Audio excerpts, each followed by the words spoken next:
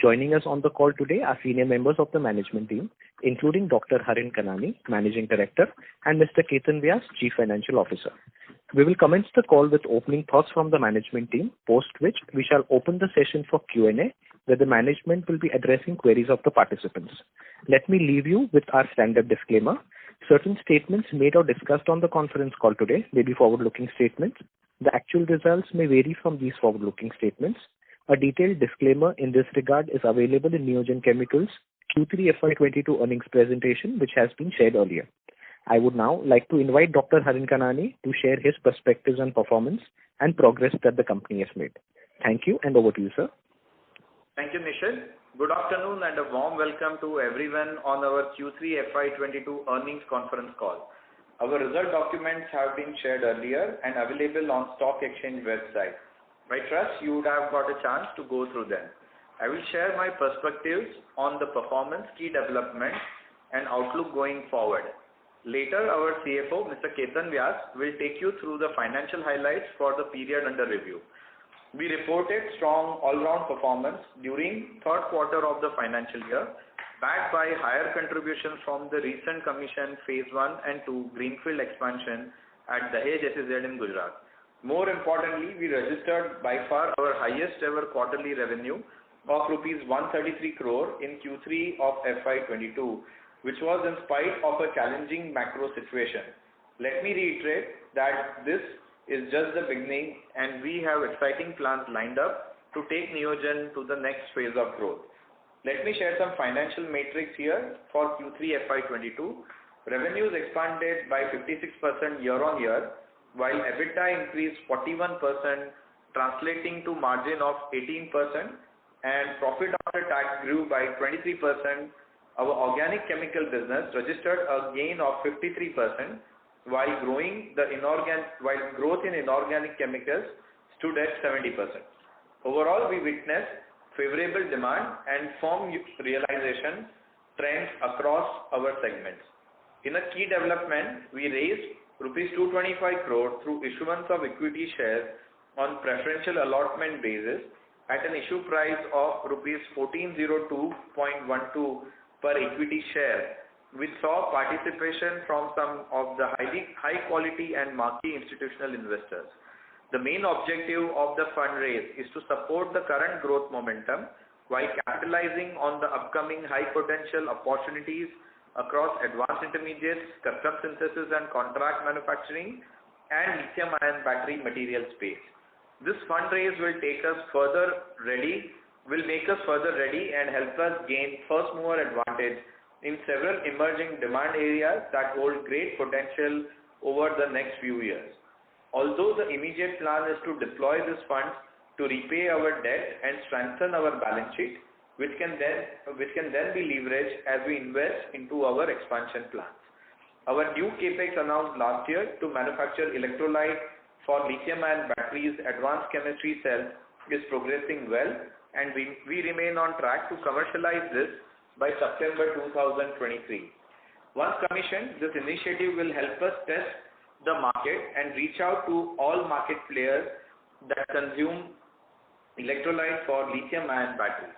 With the experience of over 3 decades in the lithium chemical sector, we remain confident of delivering a successful initiative in this emerging space. Going forward, establishing our presence here will also put us in a sweet spot to capture substantially higher demand for electrolyte arising over the next few years.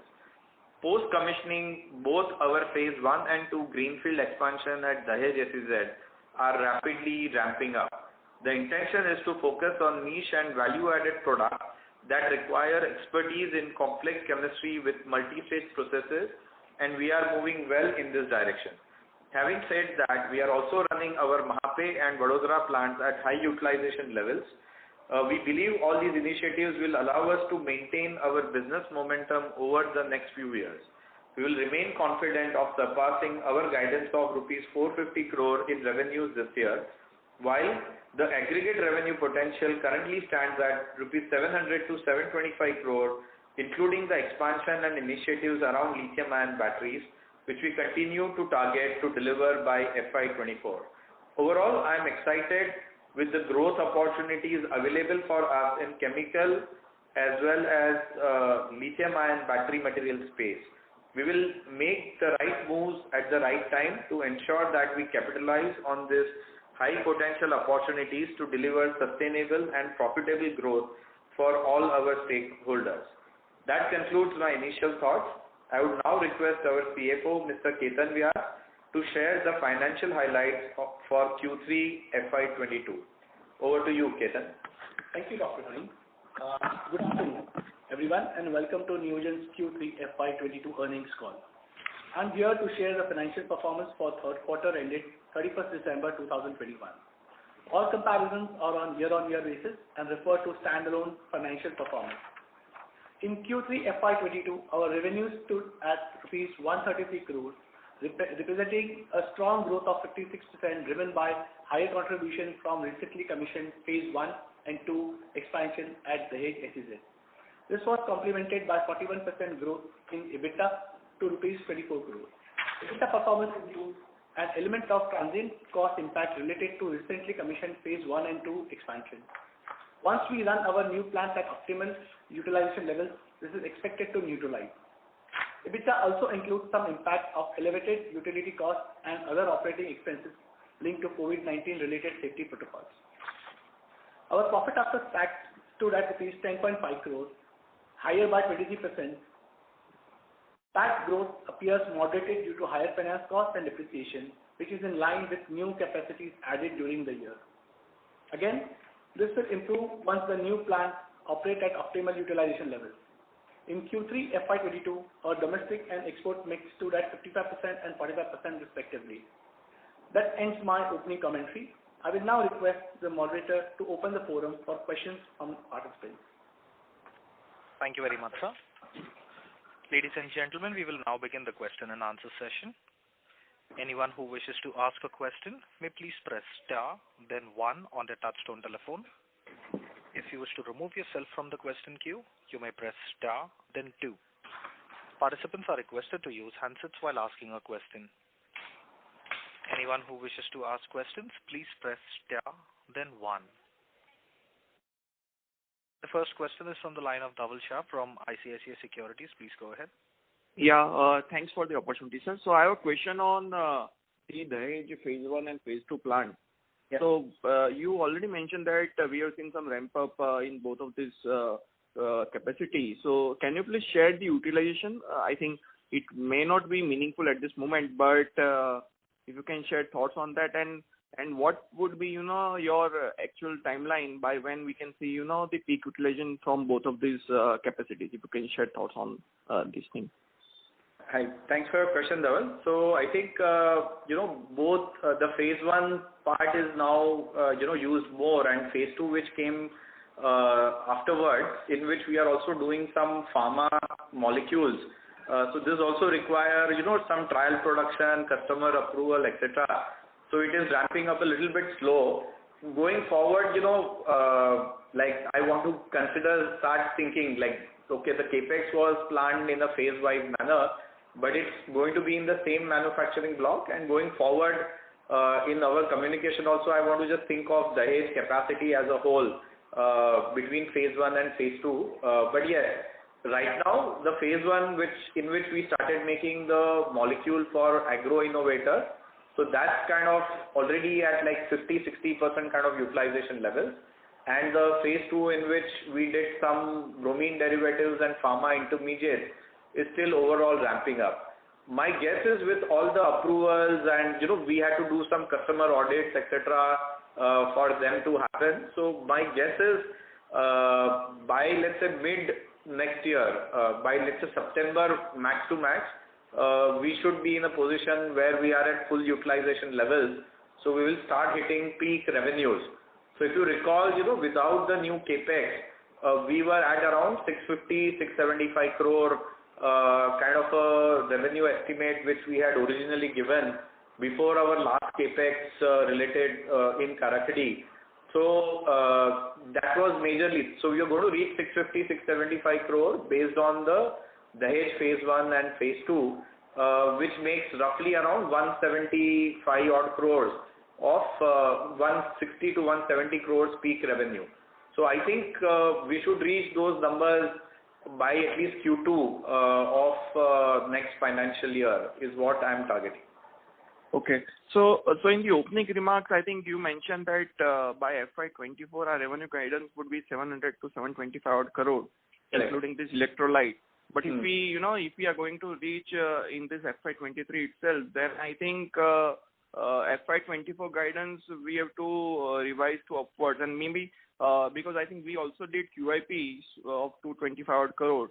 So are we going to see capex announcement within some time? Because I think based on our order inquiries, if we are going to utilize optimum by the next year, then I think we should come up with another capex also in the edge, if I'm not wrong. If you can share thoughts on that also. Sure. So I think once we hit, so I think there are two capexes, or I would say three capexes which we can potentially consider. One is going to be the larger capex for the electrolyte that we are considering. Then second is, some capex related to the lithium electrolyte salt requirement in the international market. So if you remember, or if you look at our presentations, the opportunities, one is selling electrolytes in India and electrolyte salts in the international market. So that is the second potential capex, which will be in Dahej. Electrolyte ideally should be in Karakadi because it's suited for the domestic industry. And the third will be the increase in the organic capacity. So these are the three capex which are under active consideration. And as we keep getting, customer clarity and confirmation, like where we can get certainty of the business, then, we will start basically considering that.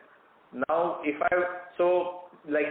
least the electrolyte, you might have seen news that, the final PLI scheme applications were all submitted, I think, by 15th of January, the extended deadline, and there are 10 applicants in the PLI scheme. Now, the outcome of this is expected somewhere between March and June, by which time we are also expecting a smaller capacity of electrolyte to start, like a kilo lab kind of a facility to start. So we will also have approval. So I am expecting somewhere between June to September, once there is clarity on PLI, some approvals from customer, that's when we will have a clarity on, let's say, the electrolyte investment in India. So this is my expected current timeline based on today's situation. I personally would feel that first we would like to hit the full utilization level, and then we should be able to see good order visibility of that. So somewhere in the second half, between September to March, which we will be looking at, the decision on the organic capex. So that will be more towards end of FY23. So either third or fourth quarter of FY23 will take a decision on that. And this international lithium salt, again, maybe a little bit before June or slightly afterwards, we will take a decision on the international, to meet the international demand of lithium salt. So I think these are three capexes which we are currently considering, and I expect that the timing will be based on what I just informed you earlier. Okay, and sir, this will cover entire 225 crores, this three capex, or it will be just part of that? Again, depending on, so again, the reason why we are not doing it is because we don't know the exact size, we don't have the customer commitment, so whether it will be phased out or how much. So depending on the responses that we will get, we will decide. So the capex decision is going to be based on the market, what is the market where we see good visibility, because these are very dynamic markets, there are many moving parts, so it will be based upon that. And that will take a decision of, how much capex we are doing now. Normal case, each of these capexes, if our MPP investment, if we are making, is about 100 crore, right? So my expectations is these would be in the range of 50 to 100 crore individually, okay, in the first phase. So based on that, I don't think, So we will also plan that we're not going to do everything from the equity which we've raised. I mean, this is just adding to our equity, and considering the future potential, there will always be some debt component and some equity component. So while immediately we are using this to reduce the debt and bring our debt equity ratios down, but we are still going to keep some money aside which will go towards margins of this project. So that will be like, we will be carrying cash for a while, and then we will take the optimum decision between using equity and the debt over next 2 to 3 years, depending on the best financial combination which we can come up with and financing. So I don't think, so again, I'm not saying all 3 may happen. Out of 3, 1 may happen, 2 may happen, depends on how market kind of develops. And you also mentioned about, FY24 guidance. So I think, again, our policy has been that the capex that I have or what I've committed today is equal to 700, 725. So unless I have done additional capex and taken a decision of that, I can't say that I will do a capex and then from that additional revenue can come. So therefore, the guidance of FY24 remains on that side. And when it comes to kind of FY23, since we are not hitting the peak utilization, correct, till at least second quarter in the best case kind of a scenario. Also, the electrolyte investment also get fully utilized in the next year. So it will be not full for FY23. Okay. So we'll have a better idea on this, somewhere in our May call when we have the final year view, and once we have a better clarity on, some of the customer approvals on the pharma advanced intermediate sides. So we'll give a guidance on FY23 there. But FY24, that 700, 725 looks doable. This year, based on the run rate which we are doing, crossing 450 seems easily doable. We will be crossing 450. We expect somewhere between, let's say, 475 or slightly above that. So in that range is what we are expecting. But FY23, it should be somewhere closer to 600, but on which side of the 600, I'll be able to tell you, by, let's say, May call. Right. And sir, this 3 capex you highlighted, so how long will it take to commission? Will it be around 12 months something, or it will be lower than that? So I think the lithium salt and the lithium salt, if we are enhancing, it will be, in the Dahej facility where we already have a dedicated inorganic block. So that should be 1 year or slightly lesser than 1 year. The organic MPP, generally organic plants are more complex. So I would give like 12 to 15 months. Good case scenario will be, let's say, 9 months, but I think bare minimum we should take 12 months plus or minus 3 months. And electrolyte, because we are doing it for the first time, my guess would be like 15 to 18 months at least. So that's why, we are targeting somewhere around September, so that we are at least ready by December 23 or early 24. When India demand for the battery is likely to come, based on the PLI scheme initiatives. Right. And sir, my another question is on these 2 contracts which you got last year. You were envisaging roughly 60 to 80 crore kind of revenue this fiscal. So can you please share how much of that is recognized till 9 months, and particularly for the third quarter?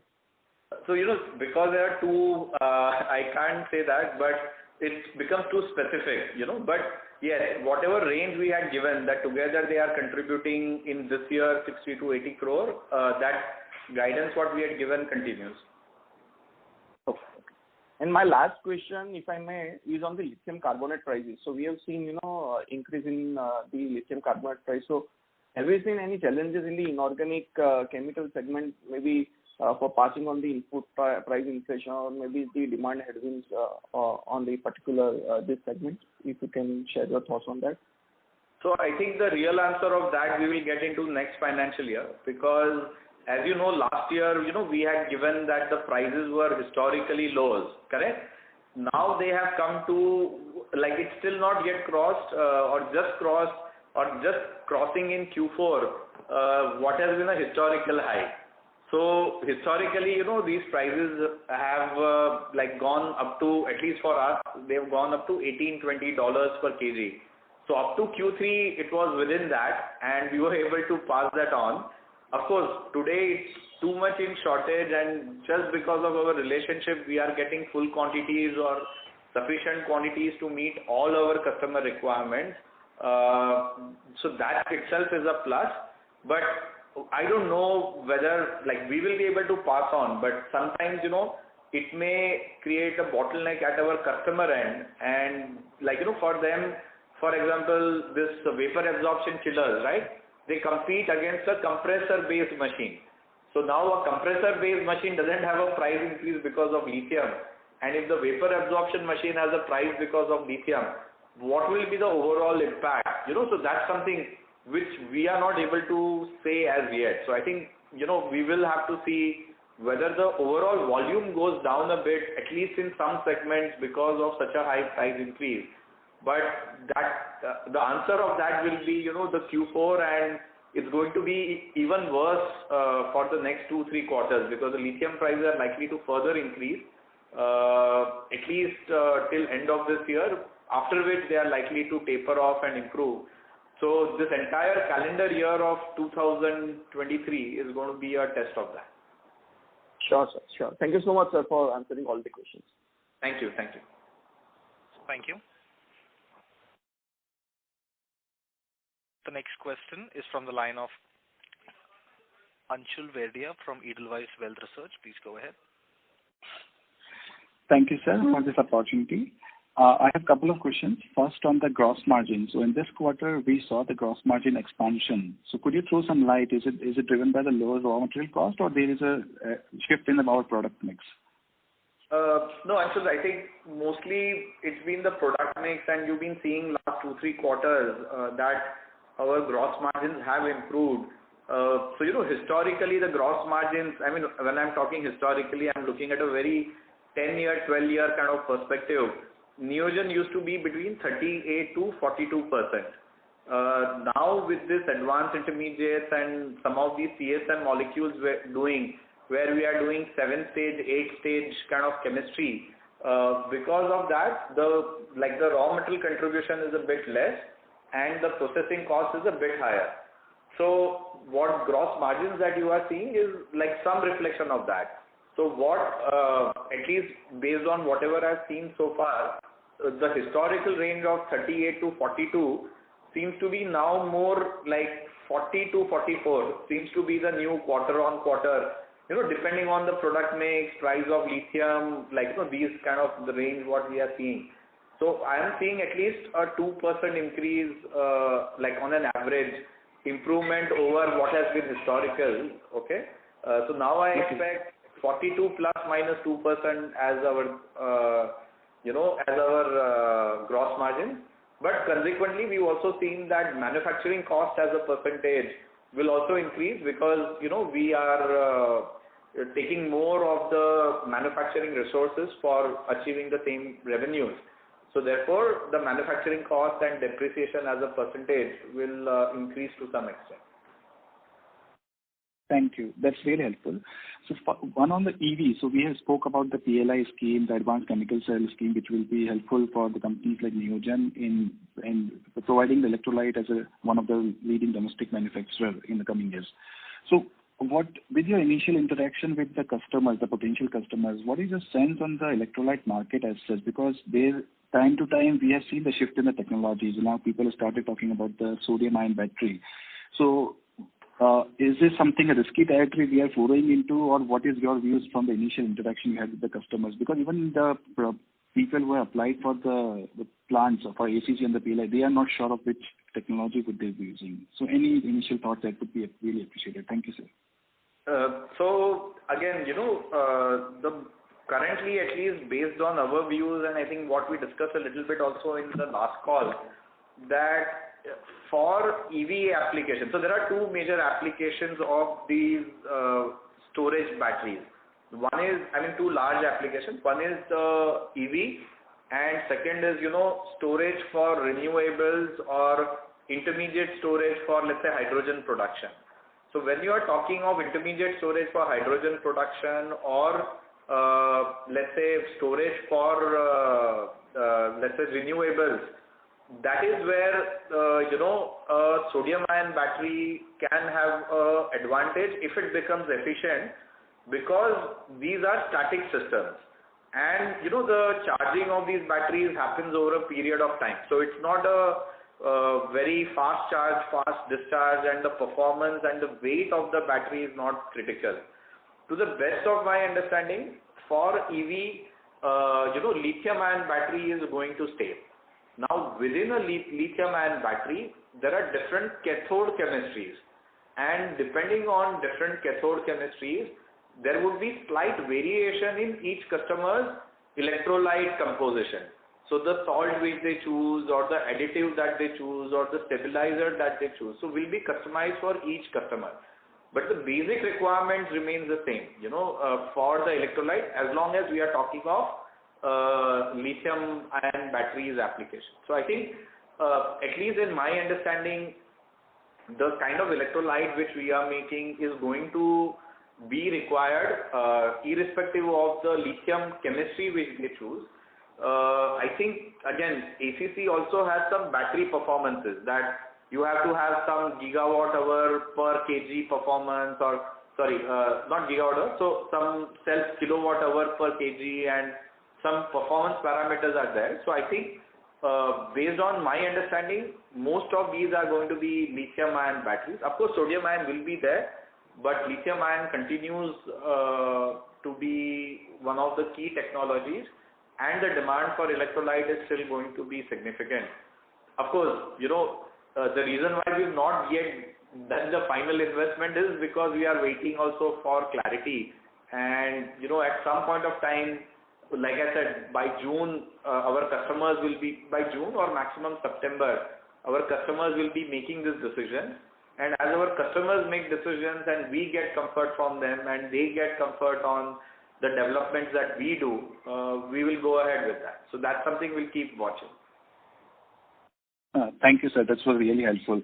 Just last couple of ones on the modeling side. So we saw the other expenses increasing, almost doubling this quarter, and also the increase on quarter-on-quarter 30%.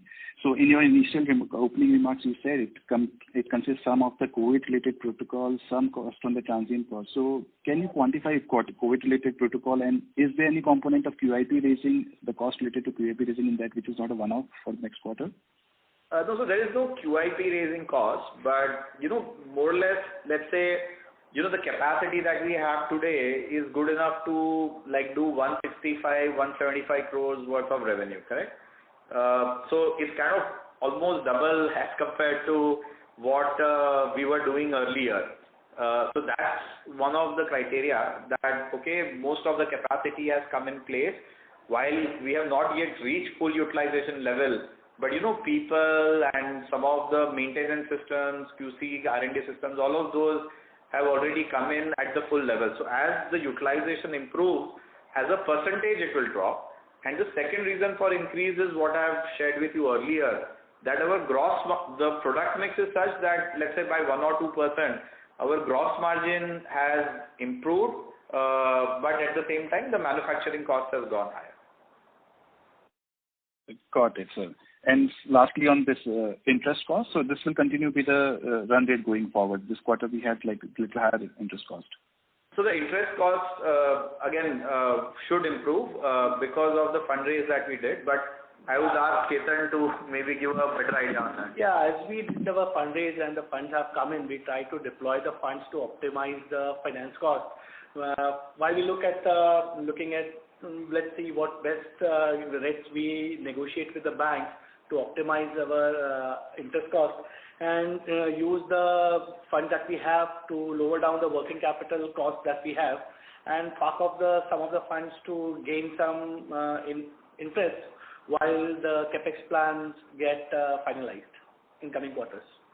So we do expect that we should have a better lower interest cost in the current Q4 quarter.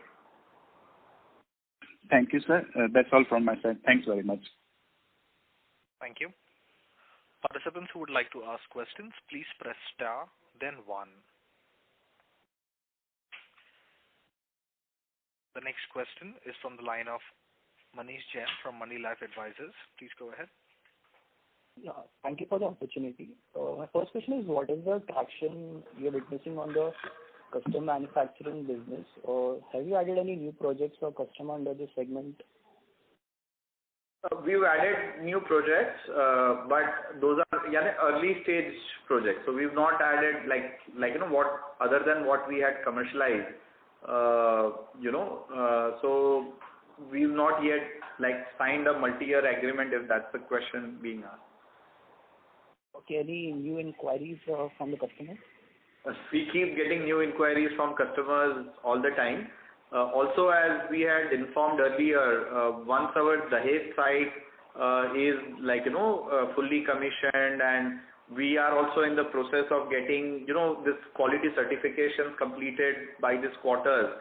So once these are completed, we have in parallel also started approaching some key large customers who we were holding back because we did not have the site, SEZ site fully ready at that time. And also, the availability was also a question. So now with Dahej ramped up, having some extra capacity, we have started approaching these clients. But again, these take 1 or 2 years to develop. So I think between now and, as I mentioned, next year Q3, Q4, we will have a clear idea of what the pipeline looks like beyond FY24. And what happens in this 1 year is going to determine so how many of the existing molecules are kind of ramping up, and the new customers with whom we are discussing what is the potential volumes of this is what is going to allow us to take the decision on the next capex in the MPP in Dahej. Okay. Secondly, can you provide some insights on how you're planning to utilize rupees 225 crore raised through the preferential issue of shares? So I think initially we will be paying off, our rupee debt, because we also get export funding, which is at low interest cost, lower than what we can even get normally. The remaining we would pay off, and some of the term loans we will pay off, which anyway have a maturity in next 1 or 2 years.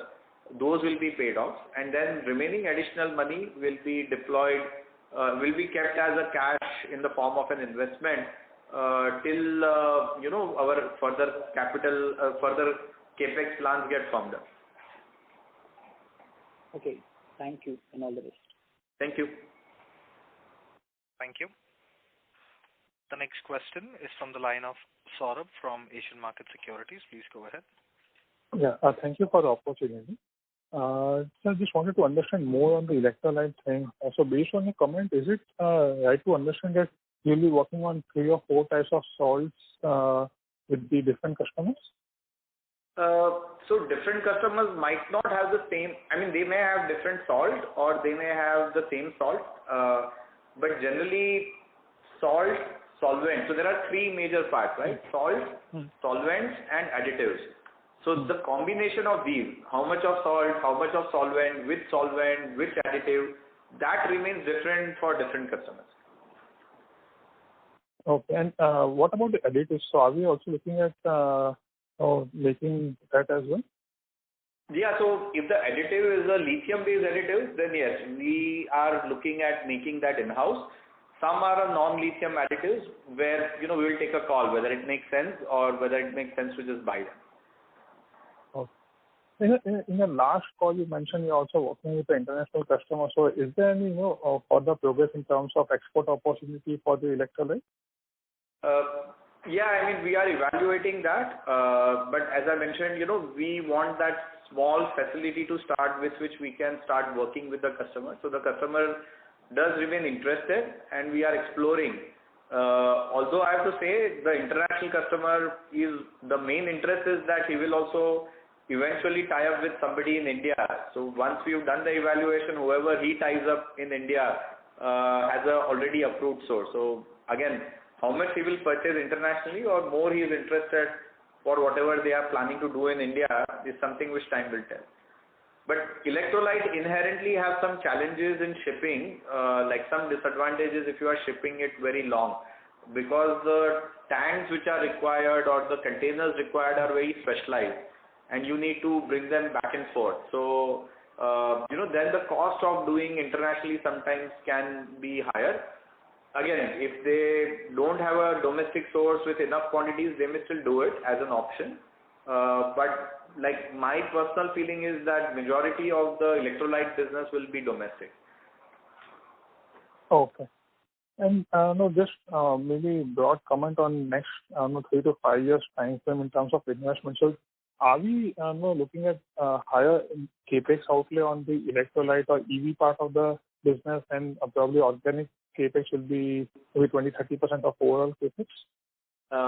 So I wish I can answer you that, but I think, when it comes to capex, it just makes sense to take one decision at a time, in our view. And, it's too early to predict. So we have opportunities in both the segments. So each opportunity we will take, what are the risks associated with that, what are the opportunities in front, and, that will be the main driver for capex. So I think it's too early to predict how much will be lithium and how much will be, the organic. Oh. But one thing I am certain that there will be investment into both. Percentage seems difficult to predict now. Oh, and all the capex maybe over next 1.5 years. So is it fair to assume that earliest this capex can contribute in second half of FY24? No, so I mentioned the capex decision is going to be taken, let's say, earliest, out of 3 capex which I mentioned, the earliest can be June, for example, and the maximum would be, let's say, by Q4FY23. So that's when we will take the decision, and majority of this will come online, let's say in FY24. So FY25 is when they will contribute. Depending on timing, some of them may contribute in FY24 also. Let's see. So if these capexes, for example, if it happens, let's say by June, we can get it to contribute in FY24, that will be great if the visibility and the clarity is there. But most likely the major contribution or significant contribution will be in FY25 onwards. Okay. And so just last one on the other expense. So you mentioned maybe as percentage of revenue will come down. So can you give maybe what is the breakup of variable and fixed cost of the other expense?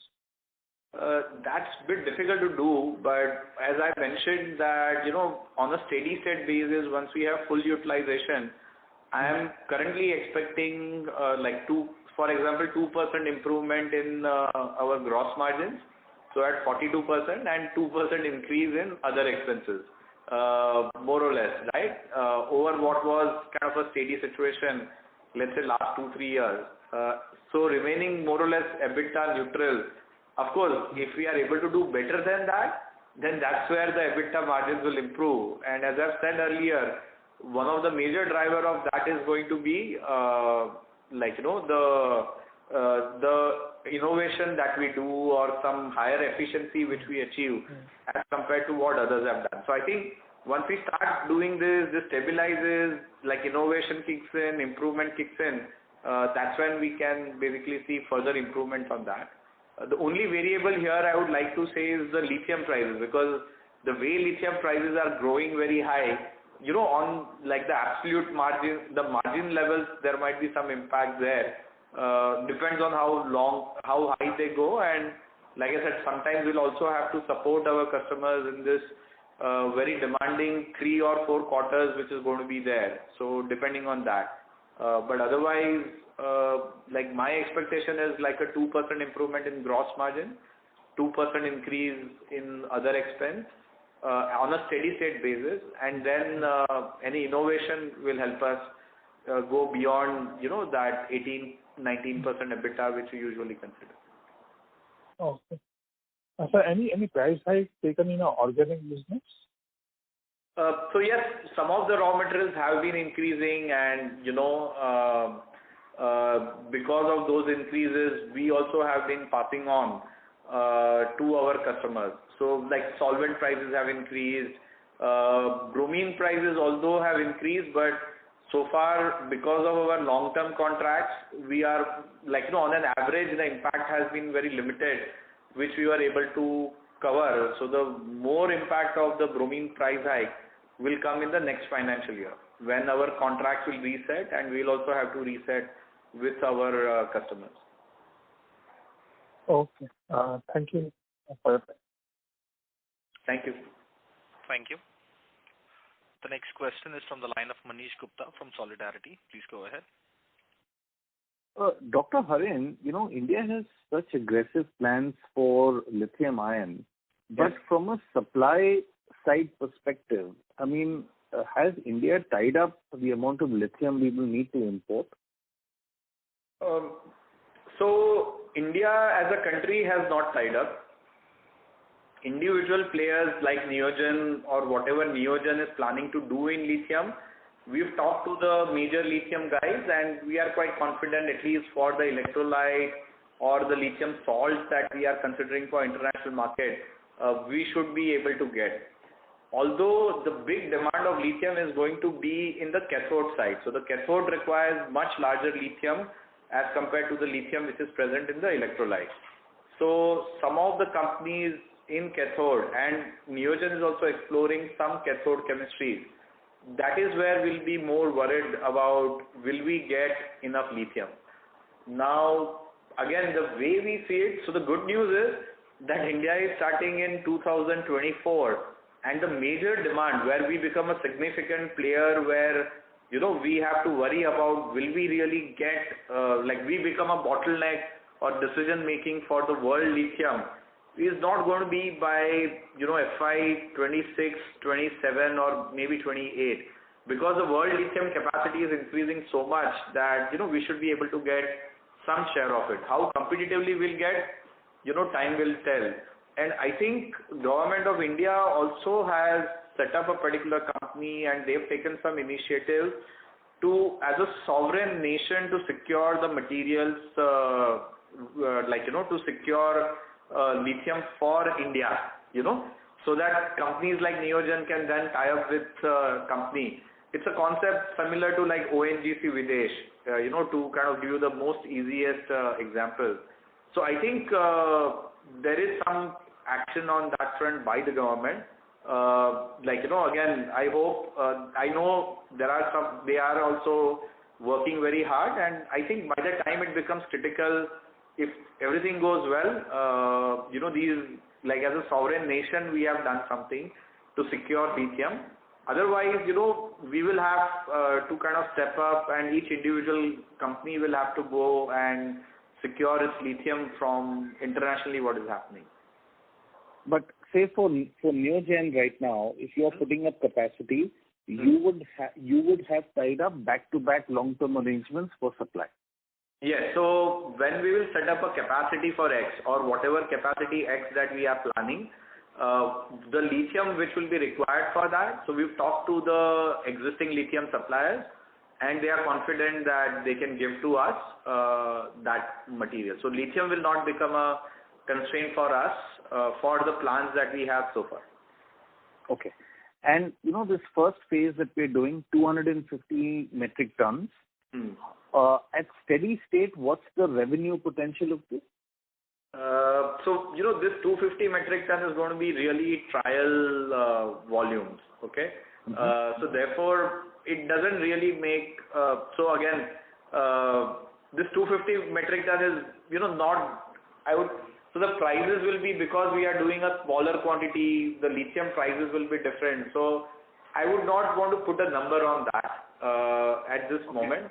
Okay. Yeah. So as we said, the 35 crore capex was both for this as well as for the pilot facility where we can, make like the initial requirements of international customers in the CSM business, and together they will contribute 45-50 crore.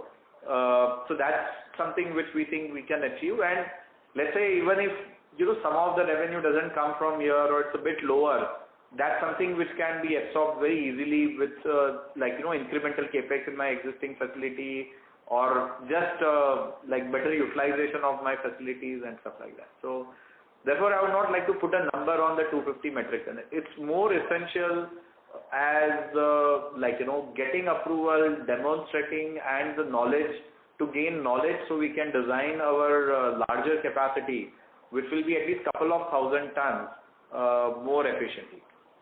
Okay, so let me rephrase my question, Dr. Harin. In slide 18 of your presentation, you have a chart which you say that the electrolyte demand for India will be 70,000 metric ton as per the estimates given, right? Yes.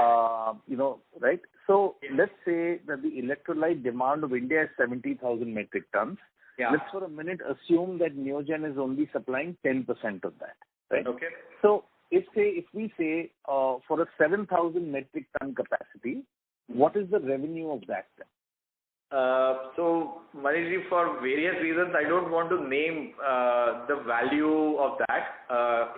If I wanted to, in the same slide, I could have done a comma and added the number so it becomes easier. But one is, because lithium prices are moving so much, still not very clear clarity of what is going to be the composition of this 70,000 metric tons. So although I have the number with me very clearly of the range, but currently I'd not like to share that, if it's okay.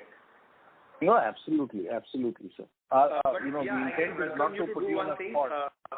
If you just Google electrolyte prices, worldwide, there are some research reports also which kind of give you that.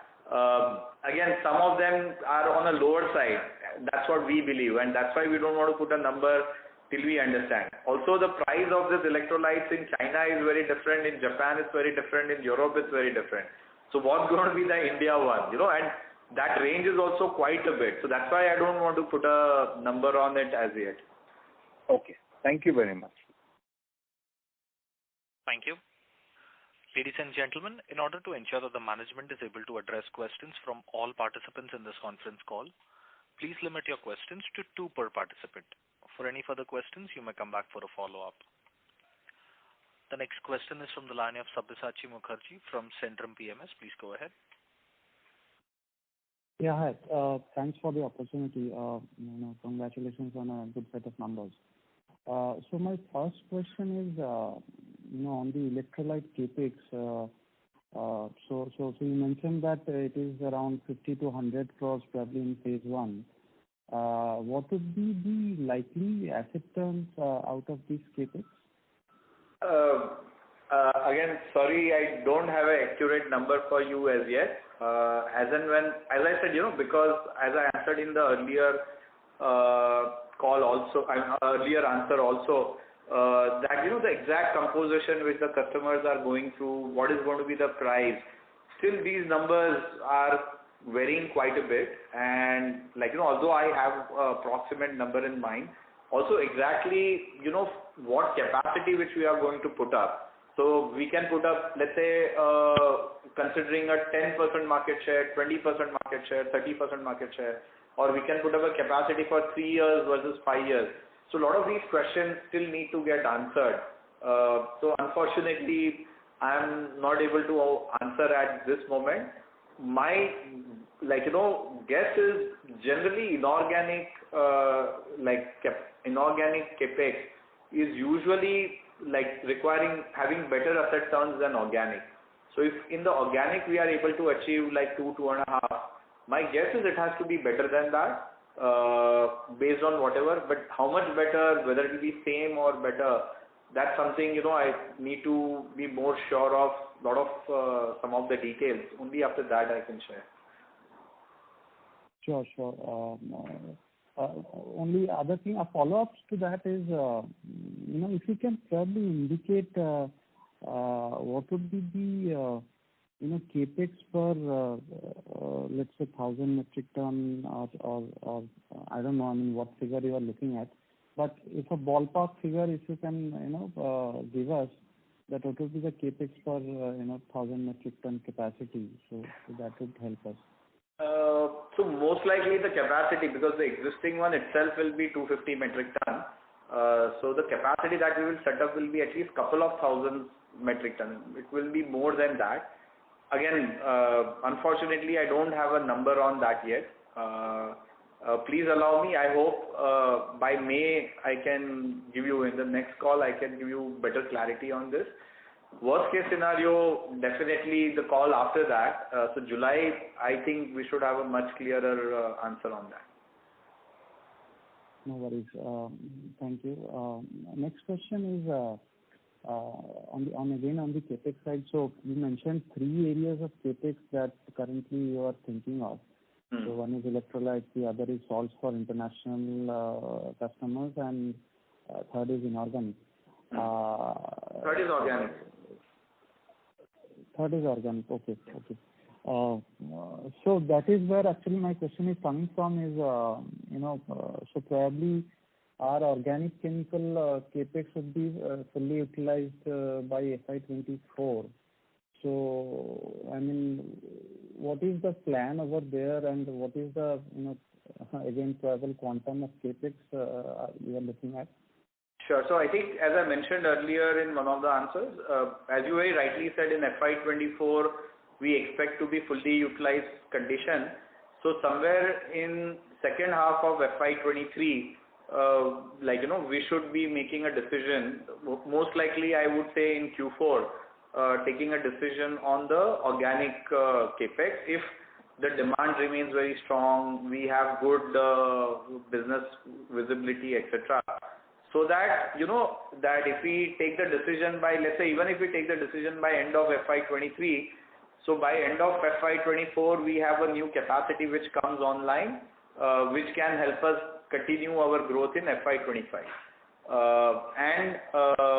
Generally, my expectation is it will be somewhere around 100 odd crore of capex, with again 2.5 asset turns, which we should be doing.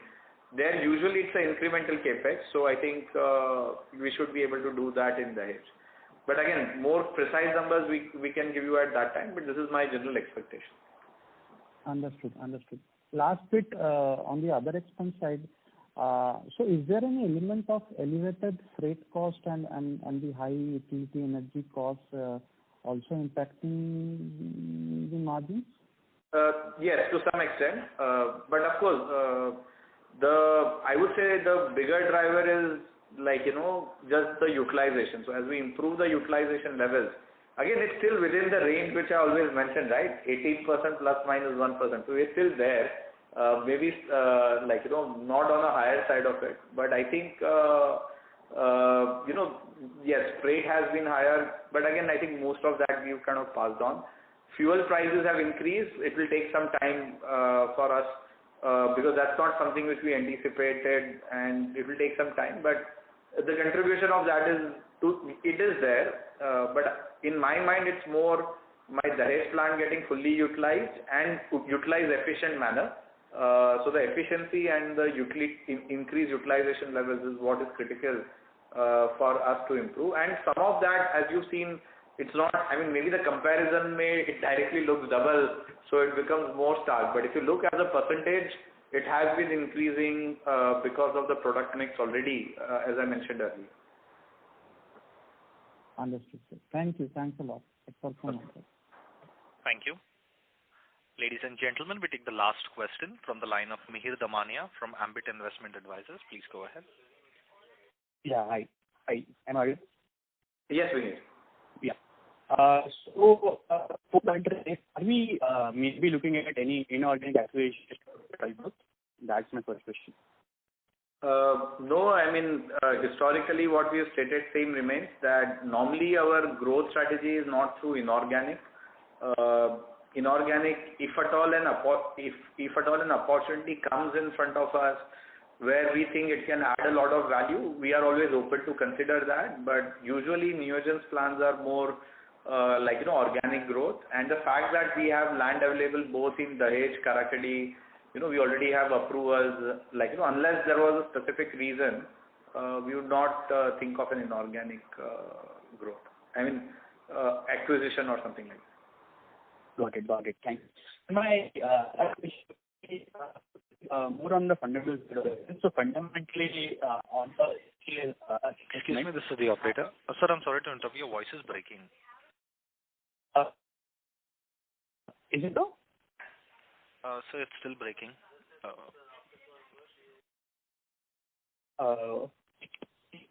Better? Yeah, a little better. Let's try. If we get the entire question, then that's good. Yeah. So, my question was mainly on the initial assessment. How does the electrolyte opportunity on the margin front?